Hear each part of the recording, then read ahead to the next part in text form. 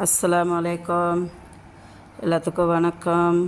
எல்லாம் எப்படி இருக்கீங்க? வாங்க பிஸ்மில்லா. இன்றைக்கி சேமியா பாத் செஞ்சுருக்குறேன். வாங்க. சேமியா பாத் என்ன, அதுக்கு தேவையான பொருள் என்ன தெரியுங்களா? ஒரு கேரட்டு, ஒரு பீன்ஸு கொஞ்சம், அப்புறம் கொஞ்சம் கார்ன், சோளக்கதிர் கொஞ்சம் இருந்தால் போடுங்க, இல்லைன்னு தேவையில்லை. இல்லைன்னா உங்கள் வீட்டில் இருக்கும் க்ரீன் பீஸ், பச்சை பட்டாணி இருந்தாலையும் போட்டுக்கலாம். என்ன பண்ணுங்கள், இஞ்சி பூண்டு வெங்காயம் இதெல்லாம் நல்லா வதக்குங்க. வதக்கிறப்போ கொஞ்சம் லேசாக உப்பு போட்டுருங்க. உப்பு போட்டுட்டு உங்கள் வீட்டில் பட்டர் இருந்துச்சுன்னா கொஞ்சம் பட்டர் போட்டுக்கோங்க. பக்கத்தில் என்ன பண்ணுங்கள், தண்ணி நல்லா கொதிக்க வைங்க. ஒரு பாத்திரத்தில் கொதிக்க வச்சுட்டு இந்த சேமியாவை அதுக்குள்ளே போட்டுட்டு மூடிடுங்க. அடுப்பு ஆஃப் பண்ணிடுங்க. அடுப்பு எரிய வேண்டாம்.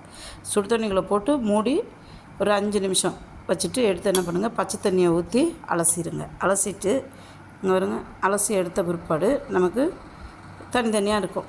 அதுக்கப்புறம் என்ன பண்ணணும், இந்த காய் பகுதி வெந்த பிற்பாடு அதில் கொஞ்சம் சோயா சாஸு, தேவையான அளவு உப்பு இதெல்லாம் போட்டு நல்லா கிண்டி விட்டுட்டு இந்த சேமியாவை நல்லா தண்ணியெல்லாம் வடிகட்டிட்டு அதில் தூக்கி கொட்டி நல்லா கிண்ட வேண்டியது தான்.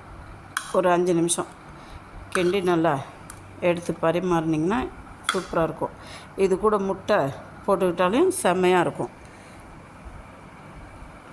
நான் இன்னைக்கு முட்டை போடல, இந்த சூட்டுக்காக சும்மா ப்ளைனாக தான் பண்ணியிருக்கேன். வெஜிடபிள். வாங்க பிஸ்மில்லா சாப்பிட்லாம். சூப்பராக இருக்கும். அப்புறம் இங்கே கட்டஞ்சாயா வச்சுருக்கிறேன். ஓகே, பிடிச்சிருந்தா ஷேர் பண்ணுங்கள், சப்ஸ்கிரைப் பண்ணுங்கள், லைக் பட்டனை ப்ரெஸ் பண்ணுங்கள். வாங்க சாப்பிட்லாம்.